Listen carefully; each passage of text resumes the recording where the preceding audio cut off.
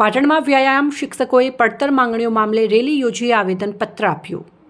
પાટણમાં ક્રીડા ભારતી ગુજરાત પ્રાંત અને વિવિધ સંસ્થાઓના નેજા હેઠળ વ્યાયામ શિક્ષકોએ પોતાની પડતર માંગણીઓ સરકાર દ્વારા સંતોષવામાં આવે તેવી માંગ સાથે મોટી સંખ્યામાં શ્રી સિંધવાઈ માતાજીના પ્રાંગણમાં એકત્રિત થઈ ત્યાંથી રેલી યોજી કલેક્ટર કચેરી ખાતે આવેદનપત્ર સુપ્રત કર્યું હતું।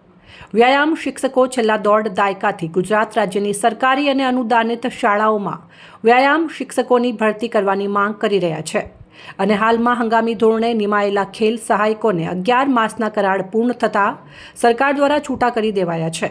આ શિક્ષકો છેલ્લા 20 વર્ષથી ગાંધીનગરમાં ગાંધી ચિંધ્યા માર્ગે આંદોલન કરીને સરકારને રજૂઆત કરી રહ્યા છે। તેમ છતાં સરકાર આ મામલે કોઈ હકારાત્મક અભિગમ અપનાવતી નથી, જેને ધ્યાનમાં રાખીને સોમવારે ક્રીડા ભારતીએ તેમની માંગણીઓ સરકાર દ્વારા સંતોષવામાં આવે તે માટે પોતાની રજૂઆત સાથેનું આવેદનપત્ર ગુજરાતના તમામ જિલ્લા મથકોએ આપવા માટેનો કાર્યક્રમ આયોજિત કર્યો હતો, જે કાર્યક્રમ પાટણ ખાતે પણ યોજી જિલ્લા કલેક્ટરને આવેદનપત્ર સુપ્રત કરવામાં આવ્યું હતું।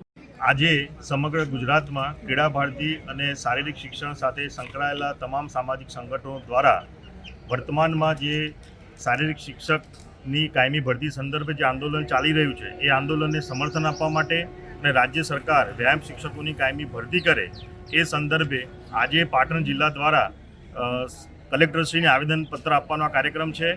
અમે રાજ્ય સરકાર સામે માગણી કરીએ છીએ કે સરકાર છેલ્લા 15 વર્ષથી ગુજરાતમાં જે વ્યાયામ શિક્ષકોની ભરતી થઈ નથી એ અંતર્ગત સત્વરે નિર્ણય કરે અને જેમ અન્ય વિષયના શિક્ષકોની જે કાયમી ભરતી થાય છે એ જ રીતે વ્યાયામ શિક્ષકોની કાયમી સત્વરે કરે। છેલ્લા ઘણા સમયથી રાજ્ય સરકાર સમક્ષ અન્ય સંગઠનો ક્રીડા ભારતી દ્વારા પણ સરકાર સામે આ વિષયને ગંભીરતાથી લેવામાં આવ્યો છે, પરંતુ રાજ્ય સરકાર આ વિષયમાં લાગે છે કે ક્યાંય વહીવટી ખામીઓ થતી હોય અને મુખ્યમંત્રી સમક્ષ આ વિષય યોગ્ય રીતે ન પહોંચે એવું દેખાઈ રહ્યું છે। એટલે કે રાજ્ય સરકારે સત્વરે વ્યાયામ શિક્ષકોની ભરતી કરવી જોઈએ।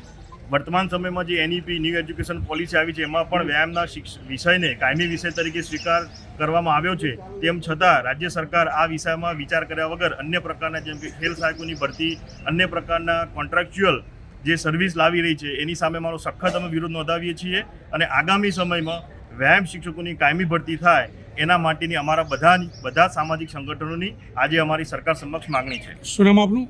ચિરાગભાઈ પટેલ, ક્રીડા ભારતી ગુજરાત પ્રાંત મંત્રી। કોન્ટ્રાક્ટ બેઝ ભરતીની તકલીફો શું પડી રહી છે, ખાસ મુશ્કેલ?